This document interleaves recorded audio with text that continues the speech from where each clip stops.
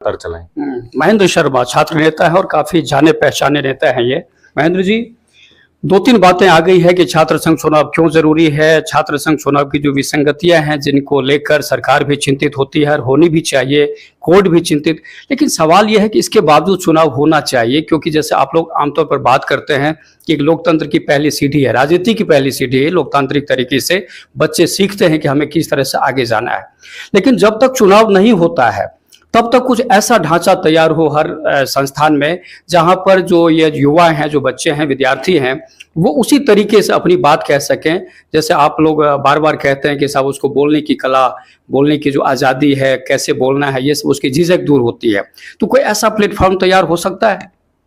सबसे पहले तो धन्यवाद युवाओं की चिंतन के लिए बटने पोस्ट को हम धन्यवाद गोपाल जी आपको कि आपने हमारी चिंता को सरकारों तक एक प्लेटफॉर्म में दिया। सबसे बड़ा सवाल ये है कि चुनाव जरूरी क्यों? चुनाव जरूरी इसलिए हो जाता है कि विद्यार्थी के एक एक सवाल से जुड़ी चीज, किताब, पेंसिल, ग्राउंड, लैब, लाइब्रेरी, उसकी पार्किंग की व्यवस्था, तमाम मुद्दों को लेकर के एक कैंपस में एक आवाज आई सरकारों तक, प्रशासन तक, कॉलेज प्रशासन तक, जिससे उसका समस्या का समाधान निकले। चुनाव होना जरूरी इसलिए कि उससे एक लोकतंत्र का प्राथमिक ढांचा तैयार होता है, बोलने की, अपनी बात रखने की, अपने सवालों को सत्ताओं के आगे, प्रशासन के आगे रखने का एक मौका मिलता है। आज जिस तरीके से सरकारें छात्र संघ चुनाव से भाग रही, हमारा तो यह सवाल है सरकार को डर क्यों? बंद करने की बजाय जिसके पास जिम्मेदारी, वही लोग ये कह रहे हैं कि लिंग 2 कमेटी के पालन नहीं करते। जिसके पास रोकने की, जिनके पास में कानून है कि कोई भी अपराध करेगा, कोई भी गलत काम करेगा, कोई भी नियमों की धज्जियां उड़ाएगा, उस पर कार्रवाई करने वाले लोगों के मुंह से यही आवाज आई कि चुनाव ना हो, वो डरते हैं।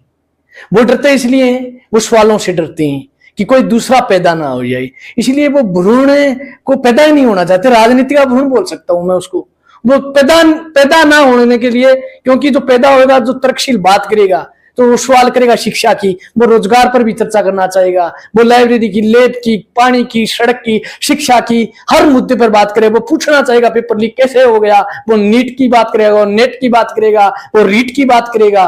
इसलिए डरती है सरकार, इसलिए वो चुनाव नहीं कराना चाहती। नहीं, चुनाव नहीं कराना चाहती। सवाल यह था कि बिना चुनाव कैसे आगे आए? समस्याएं ही हीरो बनाती, समस्याएं जी कॉलेज कैंपस की, यूनिवर्सिटी कैंपस की जो समस्या है, उस समस्याओं को लेकर के सरकारों से अपने बिना चुनाव भी अपनी आवाज उठा सकती। परंतु मैं इस पे पक्ष में नहीं हूं व्यक्तिगत रूप से भी, और मैं जिस संगठन में काम करता हूं उसकी परिपाटी के रूप से। चुनाव हम तो पक्ष में चुनाव कराने की, क्योंकि चुनाव ये लोकतांत्रिक ढांचा है, सबको अधिकार है बोलने का, पहनने का। अब कल को ये कह देंगे विधानसभा भी चुनाव पर रोक लगनी चाहिए, लोकसभा चुनाव पर रोकने लगनी चाहिए, क्या इनके लिंग 2 कमेटी नहीं होती? इनके भी होती है। फिर ये इनके चुनाव क्यों करवाते हैं? ये तो बहाने हैं भागने के, ये तो बहाने हैं। आप कह रहे थे कि भाई लठ मारते हैं, छोरों में लड़ाई होती है, ये बहाने हैं। जब बीज पैदा होता है जा साहब, तो जमीन को फाड़ के पैदा होता, दिक्कतें आती। जब अपने सही बात के लिए आवाज उठाएगी, साथी कह रही थी नशे के खिलाफ बोलोगे तो दिक्कतें आएगी। आप सस्ती शिक्षा मांगोगे, दिक्कतें आएगी। आप रोजगार मांगोगे, दिक्कतें आएंगी। मुकाबला करना पड़ेगा हमें। सबसे ज्यादा उन योद्धाओं को पढ़ना पड़ेगा जो समाज में सुधार किए, जिनमें शिक्षा में बदलाव लाने के काम किए। तो इसलिए मैं तो कहता हूँ युवाओं को अच्छी किताबें पढ़े। किताबें दोस्त होती है, किताबें दुश्मन नहीं होती। किताबों से तर्क मिलता, किताबें वफादार होती, और किताबें ही महान बनाती। जो किताब पढ़ेगा वो सवाल करेगा, और सवालों से सरकारें डरती है, चाहे कोई भी सरकार हो। बिल्कुल, किताब पढ़ना बहुत जरूरी है। और पारस गर्ग हमारे साथ